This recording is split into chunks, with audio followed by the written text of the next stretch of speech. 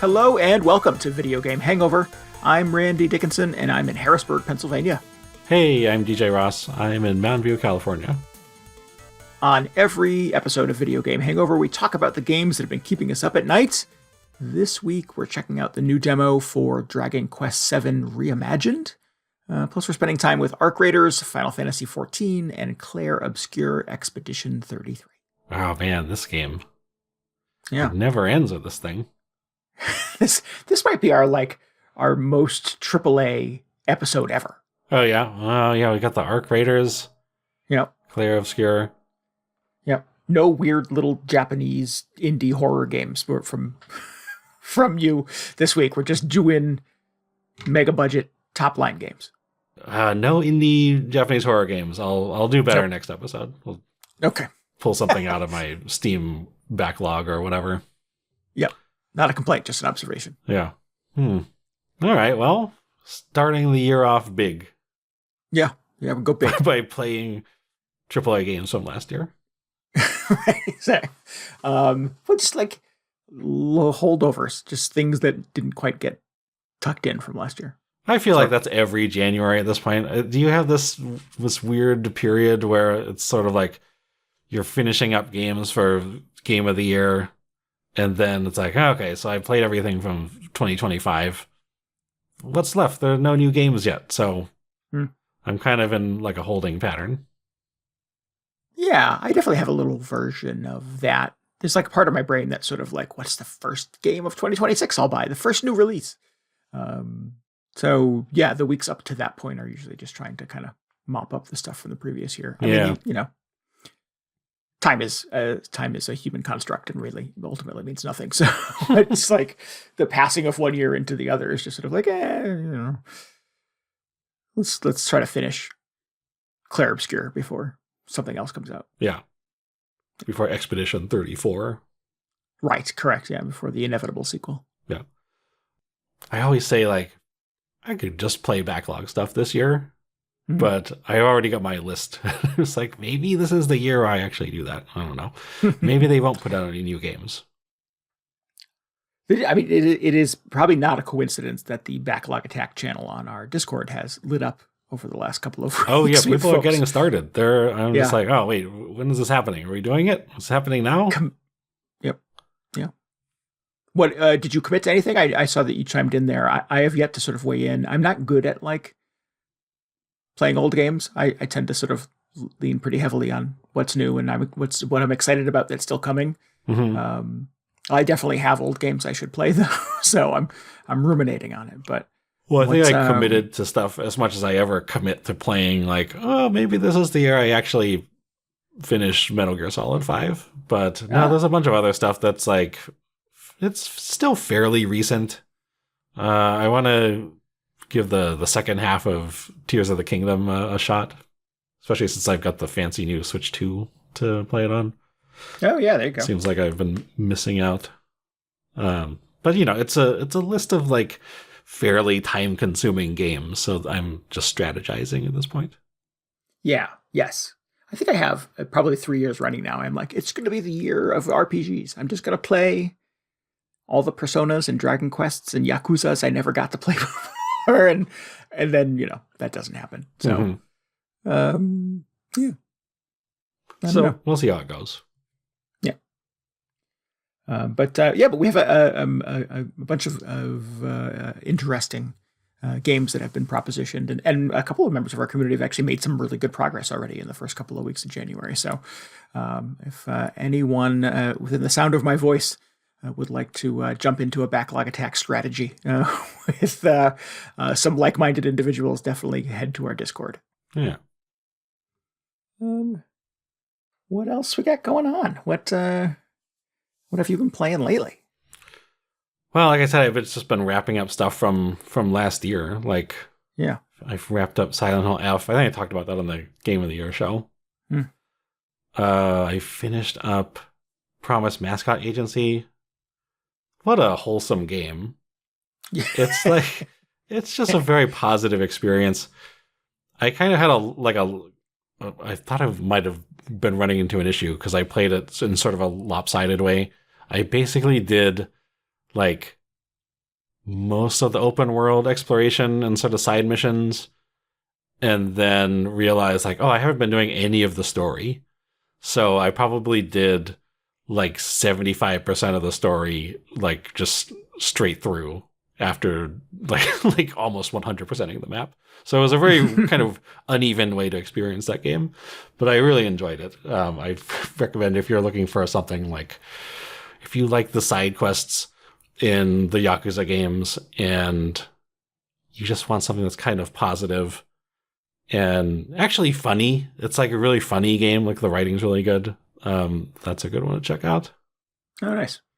That was on sale on the Steam sale over holiday, and I think I might be had it in my cart for like 3 weeks. Just like, should I get this? DJ really likes it, and again, I think I had a lot of other games kind of queued up, and I was like, if I buy it now, I won't get to it, and then it will inevitably go on sale in the next sale. So I might as well wait.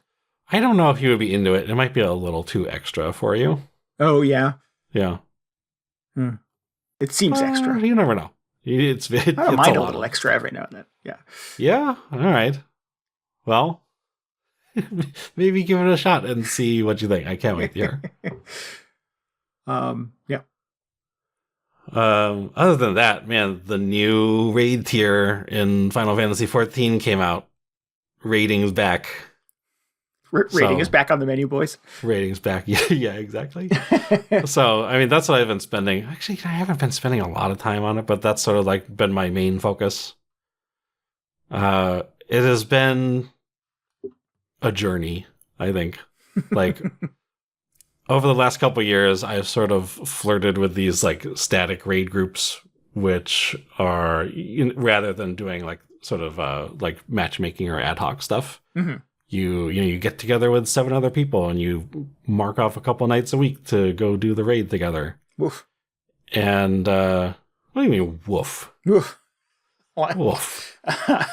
I don't want to be a part of any club that would have me as a member, but well, I mean, we're all doing this of our own volition, so yeah, it's all fine. No, I get it. It's just it's just so hard to imagine kind of making a commitment like that. I've currently trying to play Arc Raiders with a member of the video game Hangover community, and we're not good at making that happen. So, right. Well, this is like flash way back to when I first started playing this game, and I was like, okay, that doesn't sound like something I ever want to do. Like, I don't want to ever have something on my calendar that's like show up and play this game for a couple hours. And then I was fairly successful at avoiding that for many, many years. And I would just do the party finder thing where I'd be like, I feel like raiding, and I'd sit in the party finder for hours waiting for people to join a group.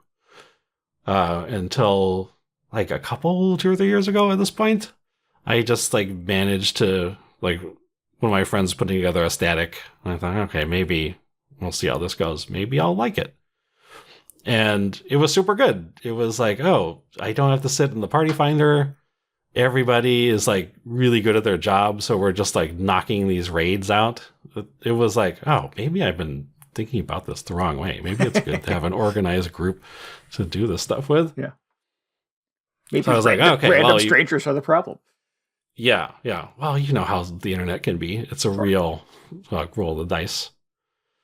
So I was like, okay, well, now I'm all about the static thing. And I was like, next raid tier comes out. Who's next? Who's sticking around? Who are we going raiding with? And then for whatever reason, people, they can't commit for another tier or whatever. They got other stuff going on, which is totally fair. Like, we're all adults mostly. But then it's just like people get replaced and they bring in people who are like, don't really know. And then it turns out they're a little sketchy. And so I just sort of witnessed the static slowly deteriorating over the last few years to the point where I was like, I don't know if this is working out anymore. I feel like this is starting to become more of a waste of time than it was originally. Where it's like, I feel like we're really being really efficient about this whole thing, and now I'm just like, oh, okay, just showing up to sort of drag ourselves through the raid for a couple nights every week. Just going through the motions. Yeah, well, I mean, so the thing is, like, the raids this expansion have been super fun. It's just the people in the group are super unreliable. And I think it's a testament to the quality of the raid design that I was still just like somehow looking forward to raid night still, even though I knew like, oh man, we're just not gonna clear it again because these people can't do their jobs, or somebody's gonna call in like 5 minutes before the like raid night starts. So like, oh, I'm feeling tired tonight or something. I'm like, you remember we're all doing this, right? There were like 7 other people are taking time out of their day to help everybody in this raid. That was the thing that bothered me the most, is like people just can't like commit and be adults about it. They're just like, stomach hurts or something. I'm gonna call in sick and make everybody else do my work. Yeah. I mean, when it comes down to it, we're all just, playing a stupid video game. So if you've got personal responsibilities, then by all means, take care of that first. But there were so many situations where people would it would be like halfway through one of the raid nights and they'd just be like, well, no, I'm tired, so I'm going to go to bed. Like, we still got an hour and a half to go. Well, you can't go to bed. We've all blocked out time. So that sort of just like, that was a little bit frustrating. Gotcha. So anyway, it just got to the point where I'm like, I think it's not working out. I'm just going to go back to being my free agent self, go back to the party finder, see how that's been going. And the answer is, it's actually working out so much better in at least the last few tiers, because, now I've got things going on my own schedule. There is still sort of the random factor. Like sometimes you just get in a group with people who are not doing a good job, but also like, who knows? Maybe they're just having a bad night. Surely they're not just like awful or whatever. But then there's an upside to that as well. Is like after you're done with this one particular group, you just leave and you never see any of those people again. Maybe. It's true. Yeah, you don't have any obligation to that crew. Yeah. So it was a bit of an adjustment coming back to it, but now I'm just like, I think this was a good decision. So no more raid night on my calendar. Now I just do it whenever I have a minute. And you're making progress in the game this way? Oh yeah. Oh. So like the new tier just came out the first week of January. And I've never actually gone in during the first week to check it out before. I've always sort of waited a little bit because, it gives you a little more extra time to get better gear, which makes the fights a little easier. There are more strategies that come out, like people will publish like text and video guides for how to deal with all the fights that I can look at, so I'm a little more prepared going in. But this time I was like, I'm doing the whole party finder thing. Maybe I will just go in the first week and see what happens. Because there's also this sort of like, I don't know, communal wisdom that like all the real like highly skilled people get in on the first week because that's just what they do. Yeah. So in general, the talent pool tends to sort of like diminish as the tier goes on, because like all the expert players have passed or have like cleared the tier at that point. So you're just stuck with everybody who's like not doing as well. So gotcha. I thought, maybe this will be good. Maybe this will be interesting, getting in on the bleeding edge of stuff with all the the pros. So I got in the first week, and I actually cleared the first floor, the first boss, in the first week, which is faster than I've ever done it before. And it wasn't like I wasn't going into this with the goal that I'm going to clear the whole thing in 1 week, because people try and do that also. Like that's a real commitment. But I was feeling pretty good about it, and this is all just in the party finder, just scrounging up random people who are I just like am friends with for 2 hours at a time, and then the next night, who knows who's going to show up. Not looking for anything serious, just a short term kind of. Yeah, exactly. Like a one-nighter. Yeah, just do it hourly or whatever. I don't know.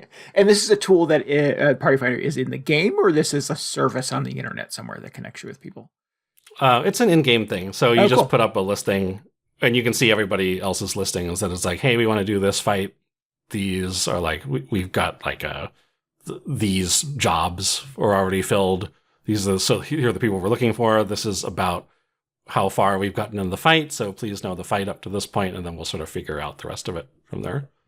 So yeah, it's actually like in practice, it's a pretty good system. They're just, again, you just never know who's actually going to show up. Maybe somebody who you put up a listing that's like, hey, we're like halfway through this. We're working on the next mechanic, and you get somebody who's like, oh, secretly they haven't actually done any of this. So they're just like, you get in there and you're like, oh, so this guy seems like he gets taken out by the first mechanic every single time, even though everybody is supposed to be past this point. So what's going on there? People on the internet lie.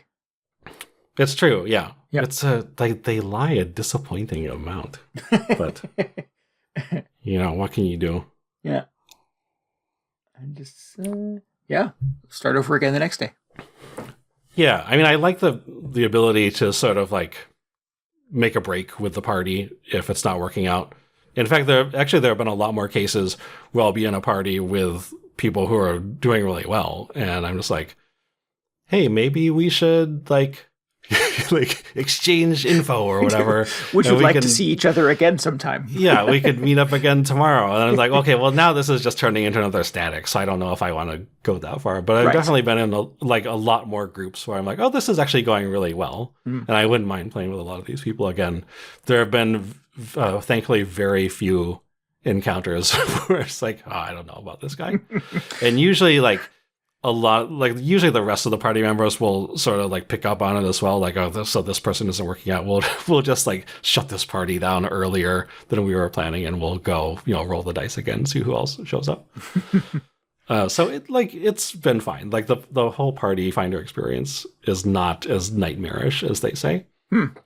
I don't think I've ever played I've certainly never played a game like Final Fantasy XIV, but I've never played something that had a personals board or whatever for connecting with people to play the game with. That's kind of fun and interesting. Yeah. So I've done stuff really with Animal Crossing at its peak where it was sort of like, hey, I'm a random person on the internet, but turnips are selling really high on my island today if anybody wants to come over. But that's probably the closest I've come to that, I think. What was the site? It was like Nookazon or something? Nookazon, yeah, there you go. Yeah. I mean, that's sort of similar, but that's more for like actually just doing transactions on people's islands. It's not, you don't need to show up and be like, all right, we're going to go do the new like Tom Nook raid for the next hour and a half, and everybody really needs to be on their A game. You don't have to show up and be good at Animal Crossing. Yeah. I was like, what? Like, you never really played Destiny, I don't think. I think that's sort of like the big console MMO. Not enough to have that experience with it. I played it briefly. Yeah. I don't know what sort of matchmaking that game had. I don't know if it was like happening in game or if there was some external site where people were doing that. But I don't know. I remember having the experience of playing that for an Extra Life one year and just kind of venturing in. Destiny? Yeah, kind of unprepared. Destiny or Destiny 2, one of them. And there was the first thing you were supposed to do was like in a cave. And there was somebody hanging out outside of the cave, and they were like, "Are you a noob? Would you like me to show you how to do it?" And I was like, "Hell yeah, dude!" So this person was just like waiting at the door for newbies to show up, and he was kind of showing them the ropes out of the goodness of his heart. And I probably had a better experience than I would have if I had just wandered in alone. So that was quite charitable and a good time. You get a lot of that happening too. Like, people will put up these party finder listings, and you'll often get somebody who joins and they're like, "Oh, I already cleared this week, but I'm willing to like help people out because like I know the fight and I can answer questions if people are messing up, and That's fun. it's like generally pretty wholesome. Yeah. So it's been a good experience. It's like not stressing me out every week like that Static was starting to. So that's definitely a plus. Nice. Well, cool. That's good. I mean, I like wholesome experiences in video games, and they are woefully rare sometimes. So that's exciting. Yeah. Yeah. Plus, the actual fights this time are so good. And it's been a while because the last one of these was like 6 or 8 months ago. They're not extremely frequent. So I kind of forgotten, like, oh yeah, they're actually really fun. I really enjoy this type of like experience in the game. And maybe a little bit of that, maybe a little bit of what would have gotten me to forget was just I was still with that terrible Static before. But this time it's just like, I think I talked about this before, but it's sort of like the pro wrestling theme. So it's pretty over the top and goofy. Like the first opponent is this sort of like vampire dominatrix kind of character, which is like, okay, that's silly. The previous tier had the disco frog guy who was on the music show. But what has really taken me by surprise this tier is the second fight, which is interesting in that it's like 2 bosses at the same time. They're just like you're fighting 2 of them at once, and they're both doing different things, and it's like all over the arena. It's crazy. But the theme is that they are both like surfer bros who transform into these like terrifying demons with like big flaming horns and everything, but they're still just like wearing baggy shorts and they ride surfboards all the time during the fight. And it's ridiculous. There's like the stupid like fake Blink 182 song playing the whole time. Up and down, I'm jumping out of bed. I throw my baggies on, the water is calling. Which is like, the first time I heard it, I kind of rolled my eyes. I was like, okay. I mean, I guess it sort of fits thematically, but I'm sort of dreading having to listen to this on loop for like hours and hours every week. No, sure. I mean, it's better than listening to a real Blink-182 song. A real yeah. So, but now I just like, this is what it's all about. Just like turn the music up. I just put the song on. Let me fight the demon surfer bros. It's so good. I mean, like the stuff you're actually doing in the fight is super fun, but just thematically, it's silly. And it's not really like, it's like different than all the other sort of raid tiers that have come before this. Well, it was going to be our question. Is Final Fantasy a game that is known for being silly? It has its moments. Yeah. I mean, it's not like just dour the entire way through. It's not like, I mean, like Final Fantasy XVI aside, but it's definitely always had its moments where it's like, okay, so now there's a weird little like comedy relief side character or something like that who shows up. And there have always been sort of like funny like enemy designs scattered throughout each game. But I've always thought like they should just, take a big swing with one of these games and just try and do a comedic entry. Like I don't know, like that Dungeons and Dragons movie from a few years ago. Yeah.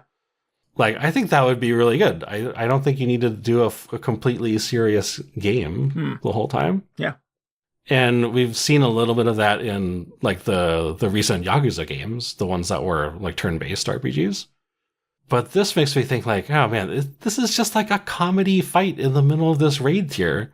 Like if you just stop and look at the actual bosses you're fighting, they're just like jumping on you on surfboards. And there's like this one point where one of them summons this enormous wave to like crash over the whole arena. And then you just see him on his surfboard, sort of like riding it for a while before he like tries to ram both of you. And it's just absurd. So I was like, one, maybe somebody will take note. Maybe somebody at Square Enix will take note and like pick up on this and try and do an entire game like that, because that would be my dream thing. But then I'm also thinking like, man, it's going to be so hard the next raid tier, like in the next expansion that comes out, because this is the last raid of this expansion, to like follow this up, because it's just going to be most likely some sort of scary like dragon or demon monster who wants to kill everybody, and it's not going to be this like crazy like pro wrestling tournament. But I don't know. I mean, I have faith in sort of like the battle design team that the raids will still be good, but man, I really really had to appreciate the Surfer Bros while they're still current. It's really good. That's random. Of all the Final Fantasy things, all the Final Fantasy things you've described to me over the years, that certainly was the most surprising. No, yeah. I think it has been for a lot of people. Just like they kind of like opened it wide open with this tournament format, and everybody, like all the opponents you fight, have their own special monster powers, and they can have whatever other thematics on top of that, whether it's like disco or surfing or whatever else. There was a graffiti artist who would like spray paint monsters and they would come to life and attack you. It was really good. Oh, that's clever. But yeah, it's just, man, I don't know where they go next. I'm looking forward to whatever comes next, but it's just like maybe they should just keep bringing back the Surf Bros. It'll be really good. Fan favorite. Yeah. Nice. Yeah, so anyway, that's what I've been spending most of my time on.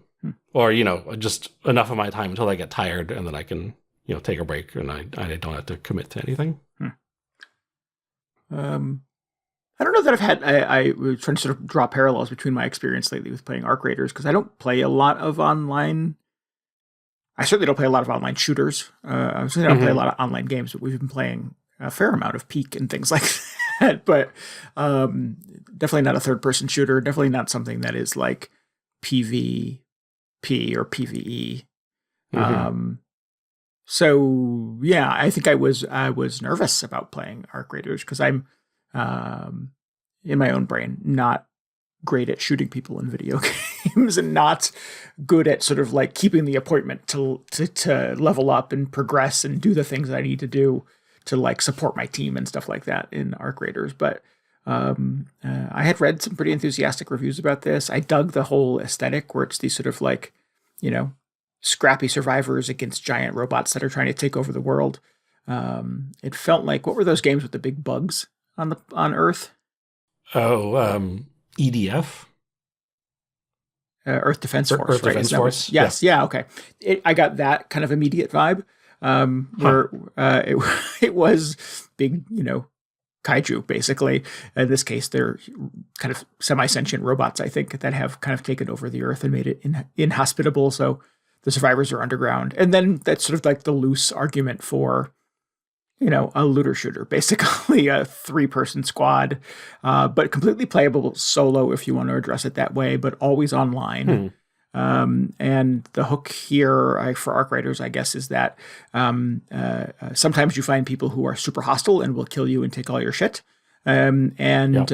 Sometimes you find people who are super friendly and generous and want to either just parallel play with you or want to help you achieve whatever sort of mission you're trying to do. And there is like the guy waiting outside the cave. Sure, you got that parallel. I think the thing that has been surprising to me about my experience with Arc Raiders thus far is how unpopulated it feels.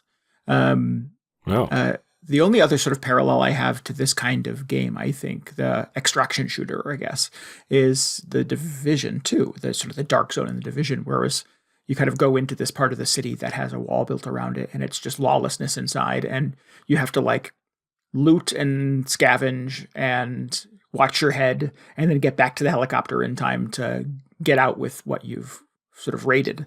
And there's a very similar loop to Arc Raiders, where you have to get on an elevator back to the underground, and it is incredibly slow moving, and the noise of it summons all of the robots, and sometimes somebody will just kill you outside the elevator to take your shit, and on and on. So yeah, it has been surprising to me how little tension there is in that, and how typically most of the people that I've encountered have been kind of friendly.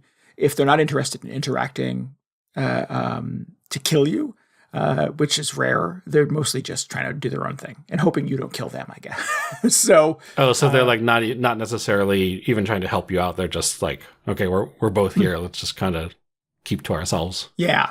Initially, I was having trouble getting the voice chat on the Steam Deck to work, but I was using the in-game emoji thing to just sort of, you can put your hands up and say, I'm friendly, I'm friendly. I was just doing that anytime I had an inclination that there was another human around. And one time I said, I'm friendly, and somebody immediately shot me in the head. And I'm like, joke's on you, because I didn't have any good stuff. Right. But every other time I've done that, they either repeat that back to me, or they go, you can do the follow me emoji thing, and they'll show me something. They'll like put a battery in this, or pick this, or search this drawer, or whatever. Which is not really, like, follow me to my newbie kill room. Right. Follow me and I'll kill you in this closet over here. But no, it's typically, it has been follow me to this cool thing that you'll want to get in on, which has been a delightful discovery as well. But mostly it's just been kind of quiet, and I'm playing kind of the early levels that are for noobs, where you're really just trying to like scrounge up repair parts and resources and things like that, so you can take it back to your hideout and expand your bench and build better weapons so that you can do more in-depth missions and runs and stuff like that, with better guns and better weapons and better healing tools and better shields. And right now I'm really just kind of running around with junk. So I've been doing a lot of like really sneaky, really quiet stealth mode, just trying to like loot every kind of fallen robot I can find, search in every drawer I can, find the most remote door into the facility and just kind of tiptoe around and hope nobody hears me. And that has been fun because I like stealth games, but I get the distinct feeling that is not what the sort of Arc Raiders experience is really supposed to be like. The couple of experiences I've had playing with another person, so shout out to Twisted Link from the community, have been much more aggressive and have relied a little bit more on kind of shooting our way out of some dicey situations. Not as the aggressor necessarily, but I just think something about 2 or 3 guys kind of rolling together gets everybody a little anxious and a little trigger happy, maybe. Whereas me in kind of the starter jumpsuit with the shitty gun and clearly nothing in my backpack, and does not obviously pose a threat to somebody who's a little further along in their progression. So there is sort of like you carry over progression from one round to the next. It's not like it resets every time you go in. Yes, as long as you can extract with what you've. Oh yeah, sure. Yeah. There is you have like a safe pocket. There's something, if you have something that you really love, you can put it in this special pocket that always survives your run, even if you get killed. So you can bring one thing back with you essentially if you die. Otherwise, you leave everything else on the battleground and everybody will take it. Interesting.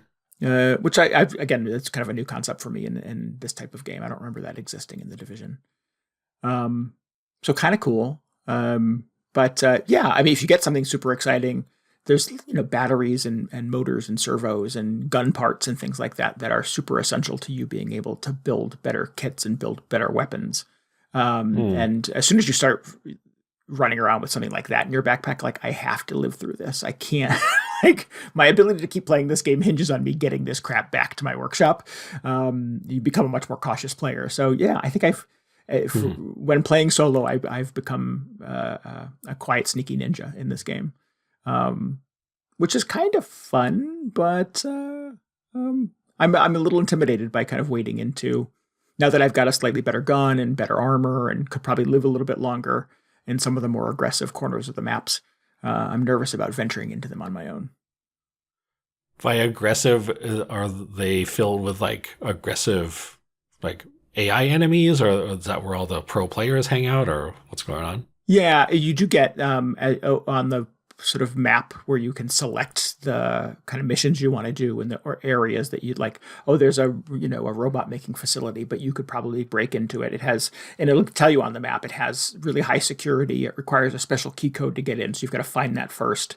And you should expect pretty strong resistance here from the AIMAs, from the robots.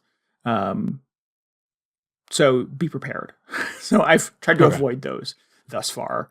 But as I've leveled up and gotten better weapons, I think if I want to keep the game interesting, I'm going to have to start wading into some of those next. But I like also all the stuff you're taking back to the base, like your batteries and all that stuff. Yeah. Is that just for crafting equipment, or is there other stuff you're doing at the, like, between rounds? Like, are you repairing your base or something like that? Are you storing supplies? Yeah, you have a home base that has different repair benches. You can do one that's for like weaponsmithing, one for ammo and stuff like that. There are vendors that have that will sell you better shields and better, grenades that do different things, like EMPs that will shut down the robots, so you don't necessarily have to like shoot your way out of scenarios. But their missions are always sort of like, I need you to find me 3 servo motors and 1 shock thing, and blah blah blah. And so you hit the Y button and it creates a little laundry list, and you go into the map with that list in mind. So it is a lot of looting and recovery and hoping you get enough parts to satisfy the mission to then have a cool weapon to go back and loot some more and lather, rinse, repeat. Okay, so you're bringing stuff to vendors or quest givers, essentially. It's not like, I was wondering for a second if it was like, oh, is it like Valheim almost, where you're like building a base and you can craft your own facilities or whatever? No, it's not base building in the the sense that I know Valheim to be. Yeah. But you do have kind of your own home base, and you are building kind of little repair nooks or benches in there that allow you to upgrade. You're looking for blueprints is another thing you're looking for when you're on the map, and those will give you kind of the architecture of how to build better weapons and better gear. And you take those back to your bench, and it turns it into kind of a shopping list for you. And like, oh, you have 6 of these things, but you need 5 more of these. Hit the Y button, you go back out to the map, and you look for them. Okay. Yeah. So I don't know. I mean, the loop is very satisfying. The progression of it does, to repeat myself a little bit, it does feel intimidating. But I think the more I play with others and maybe the better weapons I have, and the more confident I'll feel. I've not, any situation that has sort of resulted in gunfire at this point, has not gone well for me. So I've just really tried to avoid those. So at some point I do need to get a little more comfortable with shooting people in the shooting game. Can you just like stealth and hide from them for a while, and after they lose interest, just take them out? The robots will, the AI enemies eventually, if you can kind of, they actually will stalk you pretty aggressively, but there are ways that you can hide or run into buildings. They'll follow you right into buildings if you leave the door open behind you like a dummy. So you've got to spend a second to hack the little terminal to close the door, and hopefully they don't get in. But the humans will pursue you. If they want you and they think you have something exciting in your backpack, they'll find a way to track you down. Yeah. So it's a bit of a mixed experience in that way. That sounds kind of cool. Yeah. I never really spent a lot of time. Well, I've never spent any time really playing an extraction shooter. There's this one on Steam that's like Red River or something, which has gotten pretty decent reviews. This is the one that I'm always sort of like hinting at, where I'm like, I should play an extraction shooter. I don't remember exactly when it's supposed to take place, but it has sort of like a Vietnam War aesthetic, which is like, I guess it's kind of unusual these days, but it's not really my thing. Like hearing you talk about like hiding from robots and stuff like that, I was like, oh, that sounds kind of cool. So, but the thing about this one, Red River, is that it's entirely single player. But it's supposed to be a good extraction shooter kind of experience. So that's the one I was like, if I was going to play one of these, I'd probably do that. But I do like the idea that you can just go in and kind of scavenge stuff solo. Yeah. And not be a prime target for people. That is a bit of a surprise to me too, because I think I bought the game during kind of the early days of the Steam sale, and I was saying on our Discord, like, hey, we should play one night. And I was kind of, again, a little intimidated by wading into something like this by myself. But then one of the other members of our community, Eshin, said that he's put in like hundreds of hours of this game already, and he's played like 85% of it solo. And that the game is very very sort of like solo friendly, and just kind of. Is it like a campaign that you work towards, or is it just like 85% towards the level cap, or what does that mean? I think just 85% of the experience of. Oh, just his total playtime. Right. Yeah. I don't know if there's necessarily a campaign. I don't think it's like a story mode where you're trying to sort of get some resolution or anything, unless that's not clear to me at this point. But there's definitely sort of a progression to the challenges. And the developers have added, I think, a couple of other new maps and new experiences and new objectives with a promise for more of that to come, because apparently it's selling quite well. Oh, interesting. Apparently, yeah. Yeah. So, yeah, it's interesting. It's a very different kind of game than I'm accustomed to playing. I've just spent, I don't know how many, 60 hours, 70 hours playing, not that many, probably closer to 60 hours playing Expedition 33, which is super story heavy, sort of kind of very character driven, grinding away at giant boss enemies and stuff like that. And to play something that's a little more social and perpetually online and is more shootery based than turn-based fighting and stuff like that. It's just a very different speed of video games than my brain has been in for a while now. I should give that new Monster Hunter a try. I don't know. I heard you complain about it on the Game of the Year show. I did not complain about it at all. I mean, I was complaining and being positive at the same time.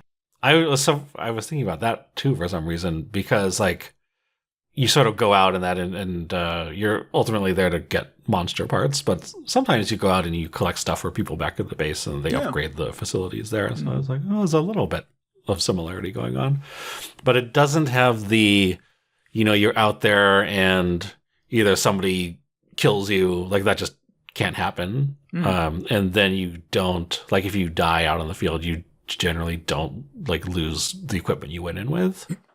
But it got me thinking like, oh, maybe what if they made a Monster Hunter extraction shooter? I wonder if that would be popular. Like a hardcore Iron Man mode for Monster Hunter. I don't know.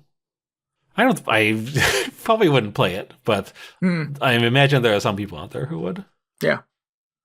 Yeah. I mean, I've heard you describe some pretty intense, maybe not recently, but in the past, some pretty intense, multi-stage battles, really long battles with giant monsters and stuff like that you need a very specific kit to be able to take down. So that has, from my perspective, it feels like that's been a part of the Monster Hunter experience in the past. Yeah, but the stakes aren't quite as high. Like if you are unsuccessful, the monster just like takes you out. You just get reset back at the base, and maybe you don't have the potions that you use during that fight, but you don't have to like re-scavenge all of your equipment or something like that. Oh, interesting. Okay. I think I would go crazy if that was a thing, or they would probably have to like rebalance a lot of it if that was going to be a consideration, because a lot of the stuff, like you can spend hours and hours like building up your kit in that game. Or maybe it's just the same in Arc Raiders, but that's just an expected thing. It's like, I have spent 10 hours gathering all the stuff to craft this gun, knowing that I could also just lose it instantly if like the next mission goes wrong. Right. Yeah. But the cool thing is that you still you retain the blueprint for that gun, and you can build another one if you can find the right parts. So it's not a total loss, but yeah, it does hurt if you've, I've been on 3 missions trying to find enough parts to build this new armor, and then, somebody destroys it the first time I take a headshot with a shotgun. No. So yeah, I got to scavenge some more parts to build another one. But the cool thing is I've sort of kept, you retain the architecture of that, so it's easier to build the second time. Interesting. It's it's interesting. I don't know how to describe it other than that. It's just a very different kind of energy than I'm accustomed to in video games. Lately, my consumption of games has not included things like this for a long time. So it's fun. And I find that when I was playing it with Twisted Link and we played a couple of rounds and we stayed up as late as we could and we were both pretty tired, I went to bed and I plugged in my Steam Deck and I'm like, maybe a couple more. And I went in by myself and just played Arc Raiders on the Steam Deck alone for probably 3 or 4 more missions. Oh, it was a good time. It is a surprisingly fun game. Whenever you say like, oh yeah, I'm just going around by myself scavenging stuff, I imagine you're like one of the weird like unidentified aliens in like the background of a Star Wars scene or something, who's just like rooting through all the trash. And like the main characters are like, what is that? Oh, whatever, don't worry about him, he's just that's what he does. Yes. So I like the idea that you're just on the map while there are like these big firefights taking place, and they're like, what was that noise? Oh, it's just Randy, he's like trying to find a battery or something. He's taking out the garbage. Yes, it does feel like that a little bit. Yeah, I've had that experience where I'm like, clearly everybody else has a different objective in mind. They're not, digging through the trash trying to find enough parts to make a good gun. Yeah. So yeah. Also, I like stealth. So the option to sort of sneak around and be a little bit of a ghost while everybody else is otherwise tied up shooting a giant 20-story tall walking spider robot is, I don't know, there's something very satisfying about surviving that kind of on my own terms. Yeah. Yeah, I've had a couple of experiences where like, oh, there's a big complex, there's a big building, a big factory or something like that with huge factory walls and you know, kind of dodging between rocks and bushes and trying to keep my head down. And as I'm approaching and as I get closer, I can hear like gunfights coming from or gunshots coming from inside or it has proximity chat, so you can hear people chatting in your headset as you get closer or yelling at each other or like lamenting that their friend died or whatever. And you can also see sort of like the robots will respond to noise and will respond to gunshots and fire and things like that. So as things are exploding, you can see like the flying drone robots are starting to descend upon the building, and you can hear, you know, over your headset, your commander will be like, oh, there's a giant, I forget what it's called, like a mothership or something like that is the giant spider robot spotted in the area. Everybody keep your head down. And I'm like, I am not going anywhere near that building. But again, I like sort of the being kind of methodical about the way that I approach these things. And it's satisfying to be able to survive it when clearly everybody else inside is having a tough time staying alive. Man, making me kind of want to try it out. It's only $40. There was a good deal on it on the Steam sale over the winter. I'm not sure if there is, but the base game alone is only $40. It does have kind of skeezy kind of in-game currency, and if you want a good costume on day one, you kind of got to pay a little extra real money and stuff like that. But I do want a good costume. I do. I like a good costume as well. Yeah, I lament having kind of the shitty brown jumpsuit that all the noobs get. Well. And there's something to be said about working your way towards that fancy costume and not having it instantly. Yeah. Or these like, you go to the in-game store and give them $25 for the Mountain Dew armor skin or whatever. There is certainly that in it as well. Yeah. And there's a lot of theme packs where it's sort of like, oh, the cowboy pack where you get a cowboy hat and chaps and stuff like that. And I'm like, I don't need to be that guy either. Do they have the Hatsune Miku Vocaloid armor? I haven't seen any branded ones yet, I don't believe. Oh, no. Okay, no brands. No. Interesting. Once they announce that the Hatsune Miku collaboration, I'll hop in. Okay, I'll keep you posted. Okay, good. But yeah, sort of kind of a weird game for me. At least it's sort of what I generally sort of think of my taste in video games. But I've had a really good time with it. It's been really fun. Nice. And it doesn't have to be this kind of like appointment gaming where every Monday night I play with my friends, because I think it's totally doable solo. Certainly Eshin has done much more with it solo than I've done at this point, but the bulk of my time playing it up to now has been alone, and I think I'm holding my own. I think I'm doing okay. Nice. Well, that's cool. Yeah. So Arc Raiders, there you go. All right. Wow. What a pleasant surprise. We talked about Arc Raiders. Do you want to talk about this Dragon Quest VII Reimagined demo? You and I both played this. Yeah. This is still a few weeks away. I think the release of this is early February, but last week or two, I think they kind of stealth dropped a very early demo for the game. I've not played the original Dragon Quest VII. I'm pretty sure you have. Right? I played all sorts of Dragon Quest VIIs. the many versions of Dragon Quest VII that have come out over the years. Yeah. I played on PS1, was the original. Played the whole thing. It was very long. And then I started playing the 3DS one, which was pretty cool. I really liked that sort of like, it was actually fairly faithful to the original, like aesthetically. And I don't know how long I spent playing that. I didn't finish it a second time. In fact, I probably made like a fraction of the amount of progress, but I was having a good time with it. I was like, fun coming back to it. It's probably my favorite Dragon Quest game, Dragon Quest VII. So, really? It's weird though, because I thought people didn't like this one. Why do they keep making new versions of it? I don't know. Yeah, I'm not sure why this one warrants as much sort of like revisiting as it seems to have gotten over the years. Yeah, like Dragon Quest III, that's like everybody's favorite Dragon Quest. So that's a no-brainer for a remake. Then sort of 1 and 2 round out the trilogy. But then going directly to 7 after that is a weird choice. No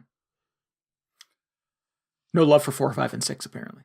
Well, I mean, those, like, people will say, like, 5 is maybe the best one, and 4 is generally pretty highly regarded. And like I said, I don't know what the verdict is on 7. I thought it was not as popular. But also, at the same time, I can definitely see, like, maybe it's the one with the most room for improvement. Maybe that's why it got the remake treatment. Maybe the other ones, well, I mean, you can't really easily play some of those older ones, but I could see, like, even just from playing the demo in 7, they've tightened it up quite a bit, and it's got a lot of sort of modern quality of life improvements. So I'm like, okay, yeah, it's definitely a smoother experience than the original. Yeah, I think it feels very telling that the word reimagined is in the title, just sort of like stating expectations or clarifying expectations right from the jump, rather than it being kind of either a remake or a remaster kind of thing. This is Dragon Quest VII Reimagined. Yeah, that's also kind of interesting. Not, I mean, like, I feel like they could have very easily just called it a remake. So I don't know if reimagined implies something else is going to happen throughout the game, but that is a serious sort of reimagining of what has come before. Yeah, like it wasn't super clear if that extend, or just from what's in the demo, if that is referring to something like, okay, obviously they've like cleaned up the storyline a little bit. It's a little more streamlined, but I wonder if I don't know if there will be significant changes further down the road. I had read that the original game is a little infamous for kind of having kind of a long kind of preamble in the beginning, and that the reimagining kind of tightens some of that up and kind of gets you into the kind of the heart of it a little bit quicker. I don't know. Again, beyond that point, I don't know how much more kind of reimagining happens, but that is one thing I've read is a pretty decisive shift, I guess, in the early hours. Yeah, it is much faster about just getting you into sort of like the core loop of the game. Although if I can be a little pretentious, I feel like the slow start of the original was a little bit kind of the point of the whole premise. Because the whole, like, the idea behind the game is you start on this little island and there's nothing else in the entire world. You're just on this sleepy little island with like a fishing village on it. And everybody in town even remarks like, oh, isn't it weird that we're the only people who exist? And there's just nothing out there? And then, yeah, you just spend the game sort of like doing errands, or you spend the early game doing errands and sort of hanging out with your buddy from the castle. It's like the prince, incidentally. And yeah, but you're not like fighting slimes or anything because there's just nothing going on this island. And then that just continues for like an hour. And I think people are just like, when do we fight slimes? I was promised dragons. Yeah, but it's kind of the thing. It's like, yeah, there's nothing going on here. And isn't that weird? But they tightened it up in the new one. Okay, I didn't play the previous one. I like in the remake that it kind of gets you into the mystery a little bit quick. I don't know how much quicker it is than the original, but there's this whole sort of like exploring the desert outside in the mountains for broken pieces of a tablet that do something ? And you're starting to get threads of like you said, the world outside of the island, and that it's not just sort of this insulated life. And I don't know. It is definitely more kind of character and mystery first than immediately rushing you into fighting slimes. Yeah.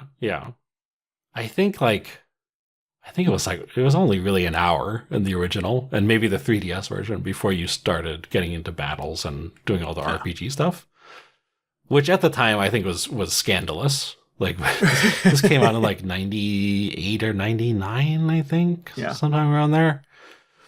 But like, how long does it take you to get into a battle in Expedition 33? I bet it takes more than an hour. I mean, aside from the tutorial stuff you do.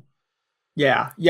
Your friends challenge you kind of initially to fight them in the beginning just to give you some experience with battles. But yeah, you're not really fighting any monsters until well into that game. Yeah. Yeah. So, I mean, I think, if you drop the original Dragon Quest VII today, people would be like, oh man, it's only been an hour and we're already fighting stuff. That's crazy. Yeah. Yeah. It feels like it's about that in the reimagined version too. I don't think they've sped that up any more significantly. I think so. I specifically checked when I got into the first battle because I was like, okay, let's get this on the record, and it was like 27 minutes into it. Oh wow, which is pretty fast, I'll admit. Yeah. So okay, they definitely streamlined a bit. And yeah, maybe they didn't need to drag it out quite so much in the original, but I do feel like the pacing feels pretty good in this one. Yeah. Again, I don't have a huge point of comparison, but I do like kind of the look of it. I like the cute little squat characters. It looks really good. Made for this game. I like the way they're kind of handling the overworld map as you go into traveling from village to village and stuff like that. And I like that it kept some of the things that I expect from Dragon Quest game, like the shinies and the bushes that are little mini medals or little upgrade things or tokens that you could sell. Saving your game at a church and checking in at the inn and the pub and talking to other villagers about, mysteries of the area and things like that. Just again, all these things that sort of feel very Dragon Quest to me. The music's great.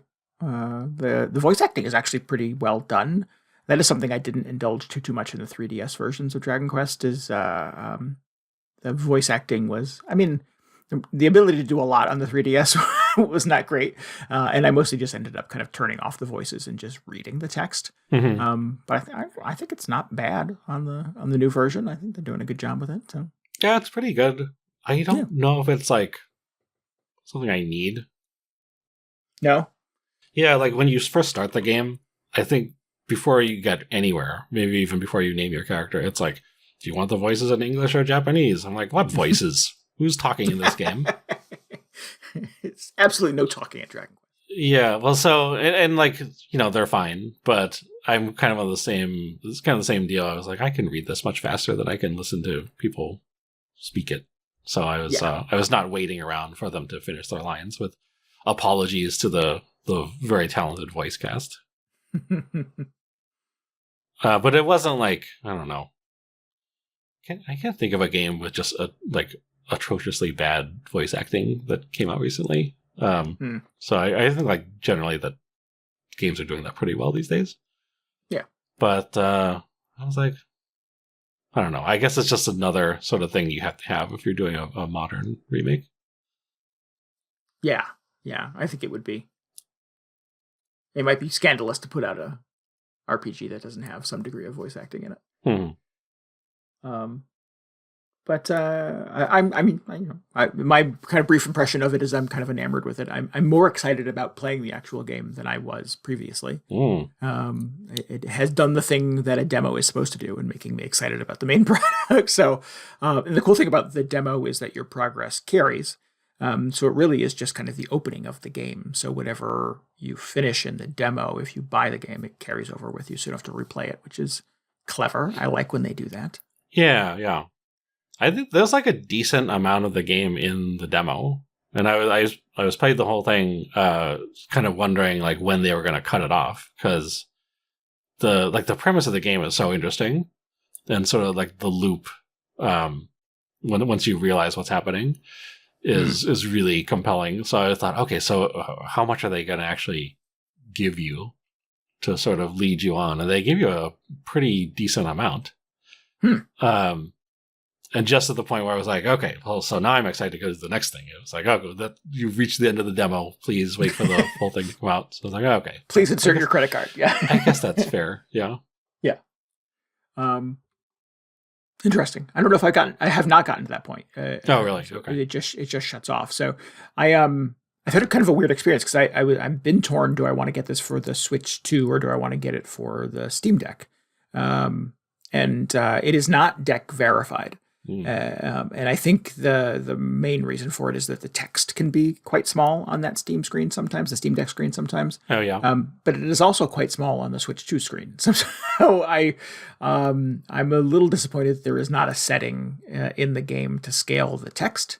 And this sounds like an old man complaint, but I struggle with this sometimes. From an accessibility standpoint, it helps me immensely when playing a video game in bed on a small screen to be able to like blow up the size of the text really long. That was maybe my one complaint about Promise Mascot Agency. Is there are a few times I tried to play it in handheld mode. I was playing this on Switch, and man, there's a lot of really tiny text in that game. Oh no, that I didn't realize when I was playing it on my screen. Yeah. So I played some of the demo on the Switch 2, and it looked great, ran great.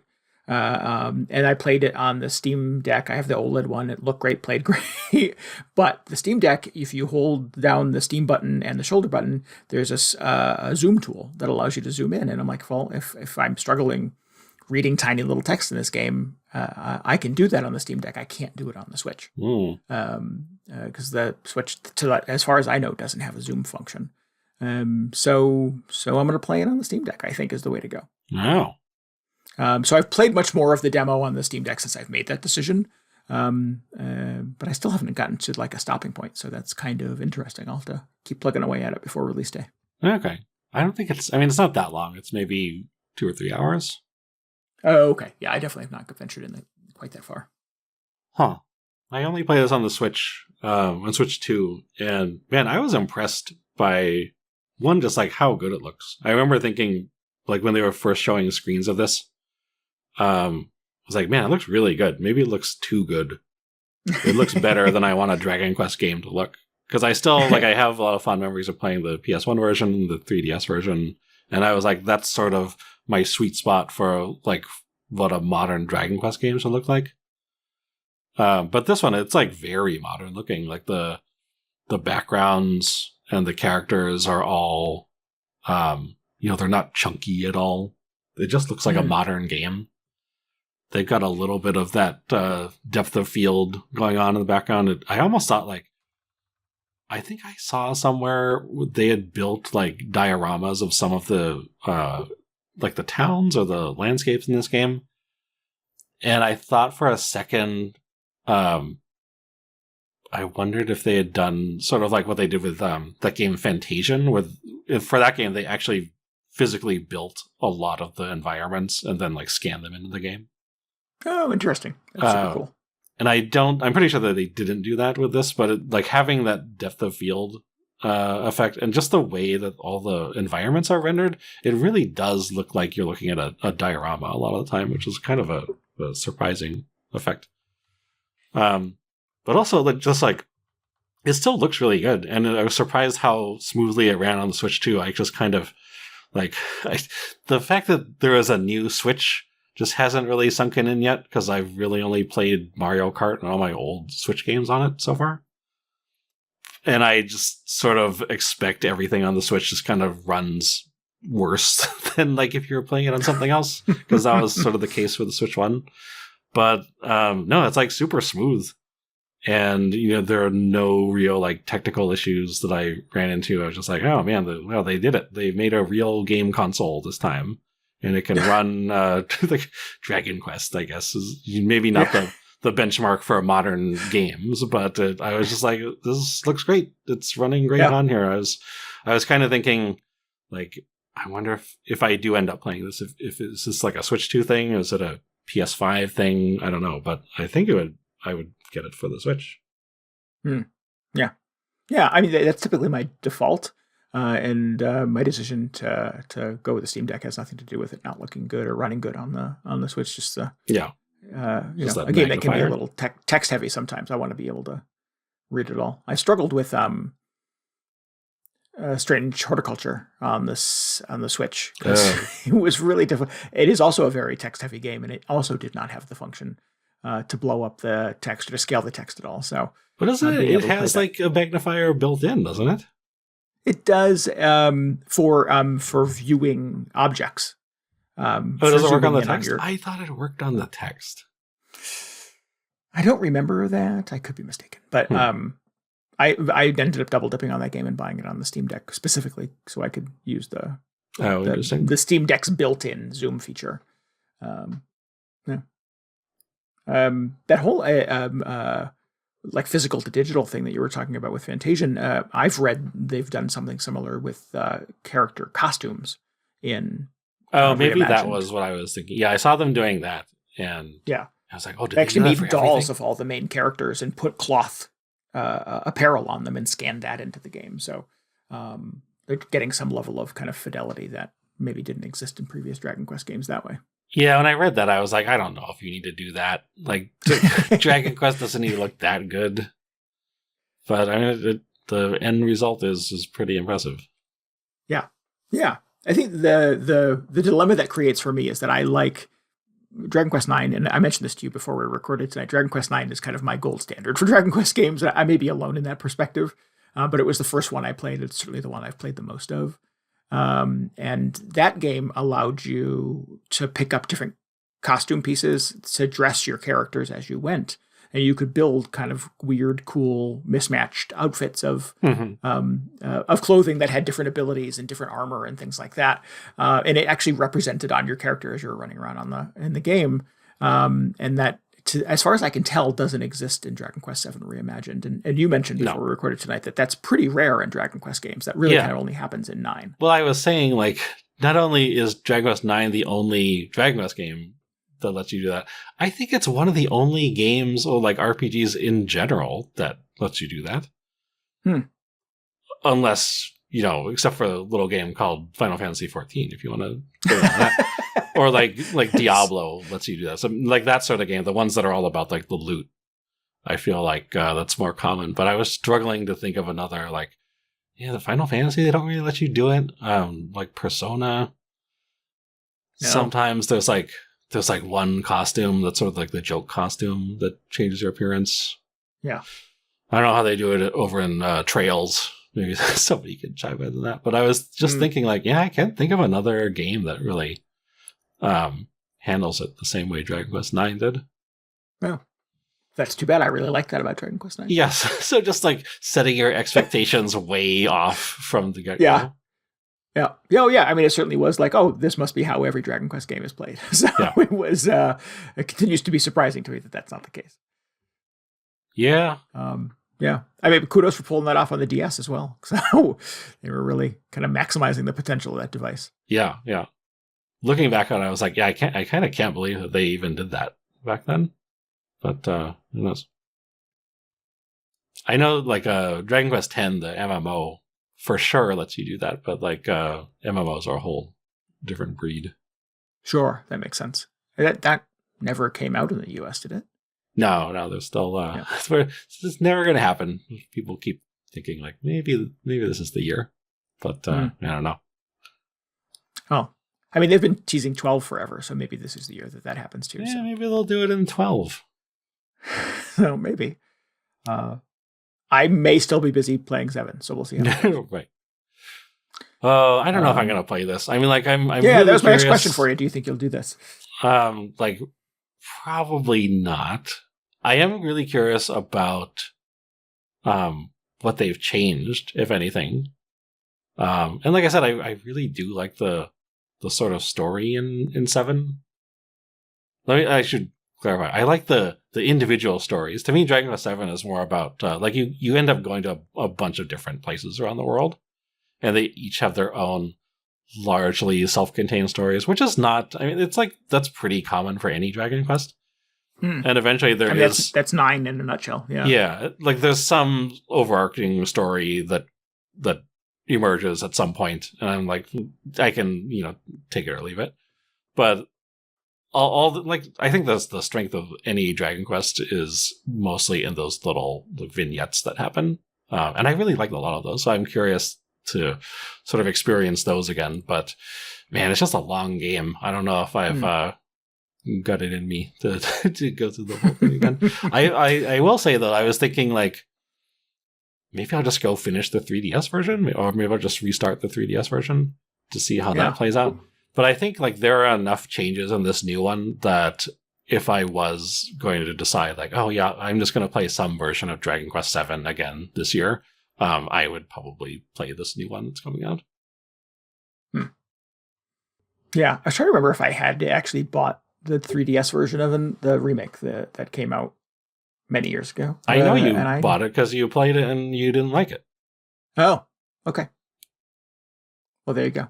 So it's in my house somewhere. I don't know where it is right now, but I probably could just play that or the 3DS version of it then. But yeah, but why would you do that? Yeah, unless you really need it in stereoscopic 3D or whatever. I mean, I like reasons to dust off my 3DS, but yeah, I don't think I quite appreciated how long this was. That 3DS version says how long to beat is 85.5 hours long. Yeah, that sounds about right. Sounds like they didn't shorten that one. That's a little steep. It's a long game. I feel like I've been playing Expedition 33 forever, and that is still not nearly as long as this game is. So, I mean, I've probably put 80 hours into Expedition 33, so I don't know what my case is for not playing this. Like, maybe I should just play it. All right.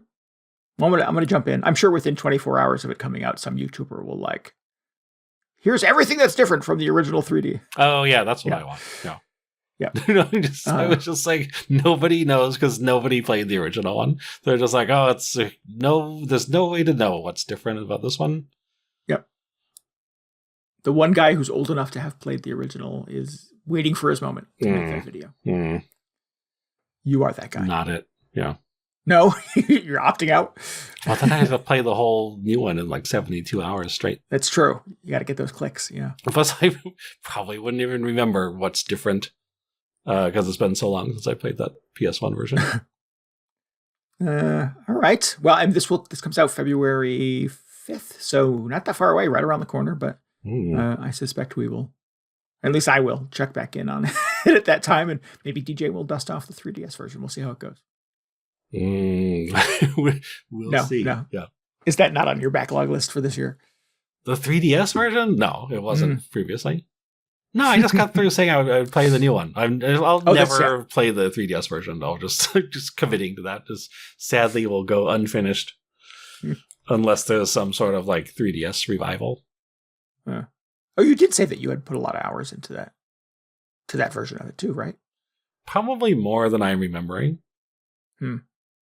Although I don't think I unlocked the job system. So the hilarious thing about this, or about Dragon Quest VII in general, is like, so it takes a long time to get started. And then you play it for 40 hours, and then they give you jobs, which is like, I didn't know this was in this game. It's just like, there's weird stuff going on with the pacing in this. Like, so in the new one, you start out with like sort of starter jobs. So there's the implication that there will be other jobs you can change into later on. But I don't remember that being in the original one at all. They just sort of dropped that on you like halfway through the game. They're like, oh, by the way. But in this one, you immediately start out and you earn, I forget what they call it, but like job points or whatever after every battle. So it's pretty clear that, eventually you're going to be doing something with that. Do you get a new costume with your new job? That's a good question. I don't know. I'm going to start a letter writing campaign right now. Like, probably not. Although, I mean, because there's still time to fix this. You got 2 weeks to design like 40 new costumes for every character. That's fine, right? People could do that. Yeah. Just use AI. Yeah, sure. Yeah. I don't think they had unique costumes in the original, but who knows? They did new costumes for the Dragon Quest III remake. Although I think that one, like the original, also had custom costumes for every job. So maybe they should start reimagining it.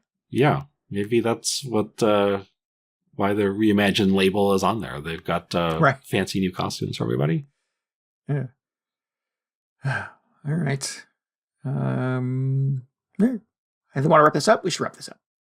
Yeah, that's about it. If you need any more video game hangover in your brain, you should follow us on Blue Sky. We are vghangover.com. And you can always get show notes and links and tell us what you thought about this episode at vghangover.com as well. We would love for you to join us on the aforementioned Discord. You can get a link to that at vghangover.com. And it would help us immensely if you would subscribe, rate, and review us on your podcasting app of choice.